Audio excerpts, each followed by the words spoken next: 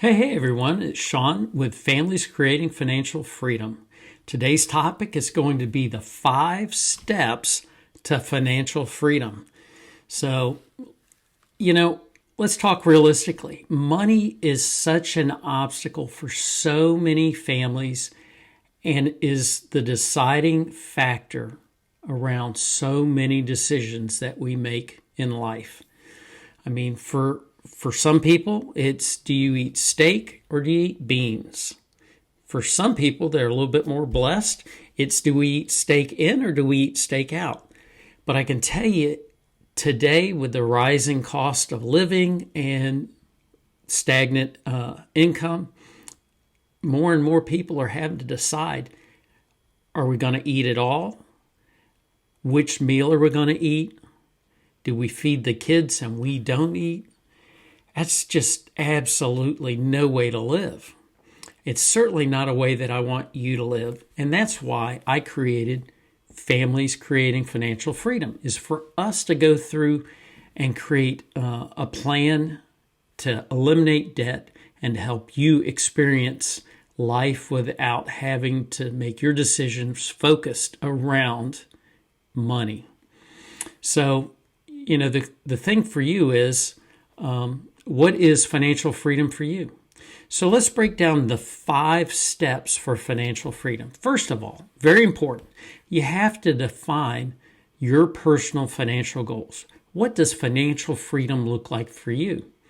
It's important to have the dream. A lot of people will call it dream casting, but it helps you create a positive mindset, something to think about, to focus on achieving. I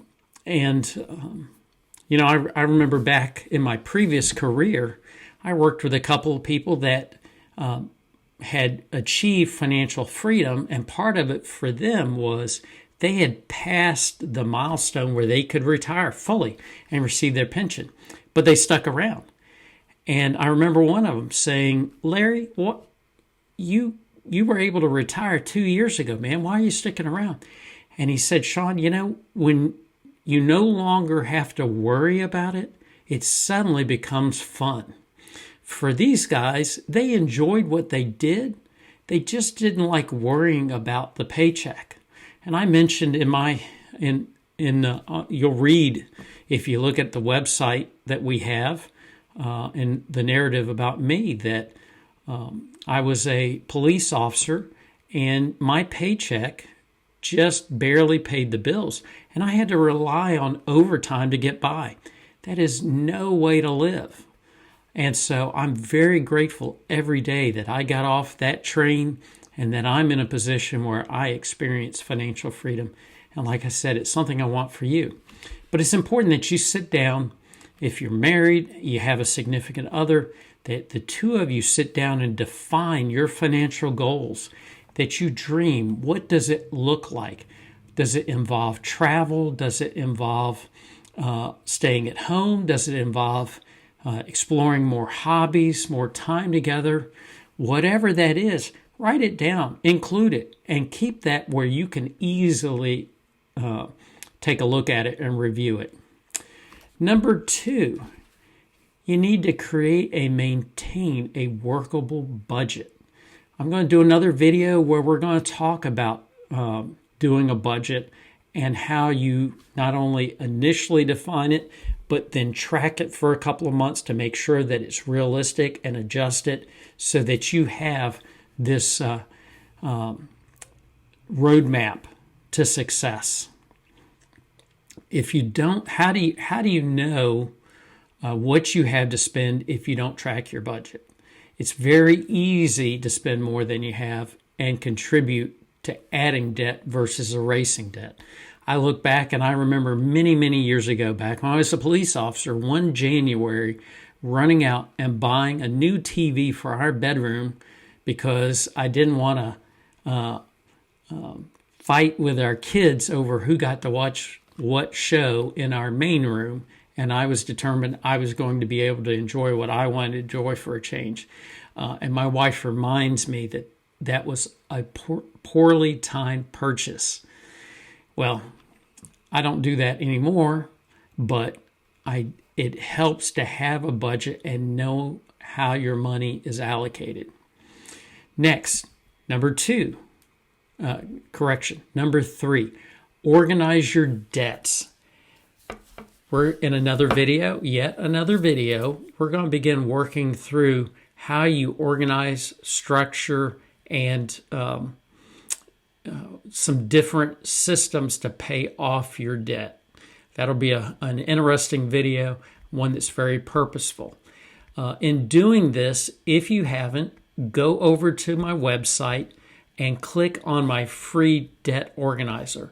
I've created a PDF checklist where you can organize all your debts on there and what you need to collect and fill it all in.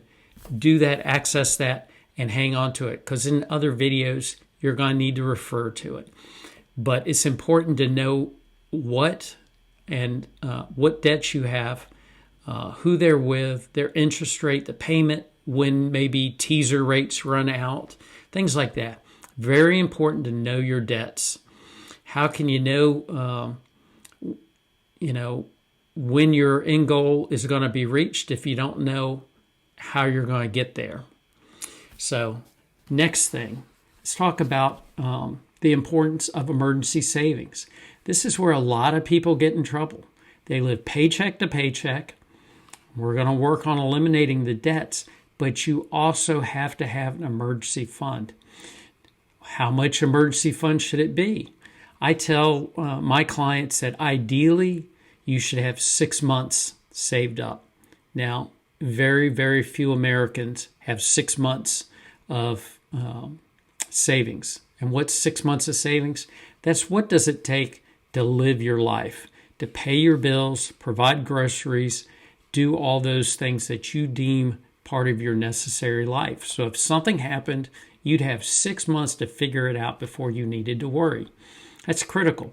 It's also protective from getting in a bad situation with new debt.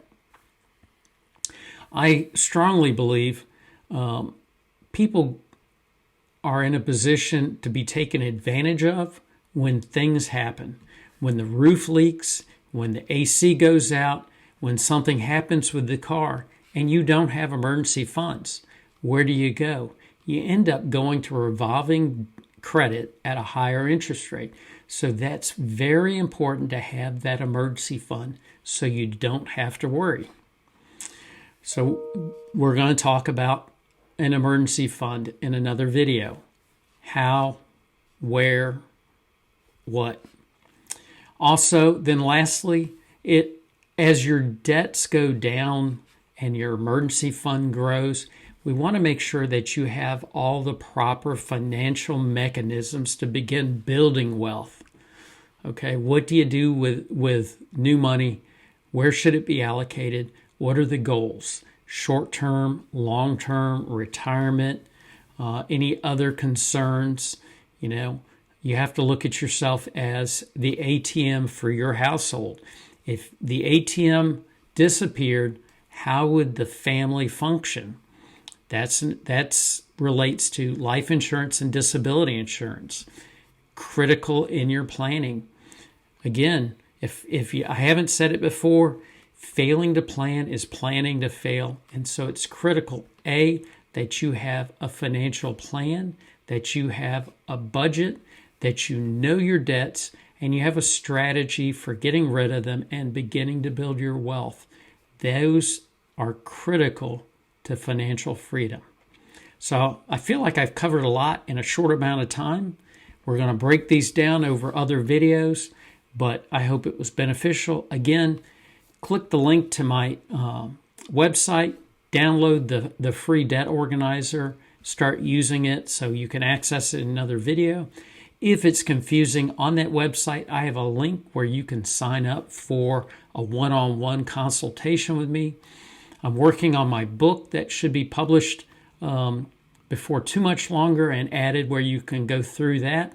And I'm also working on an online course that will help take you through all the steps of debt efficiency and financial freedom. Until then, I hope you have a great day. Take care.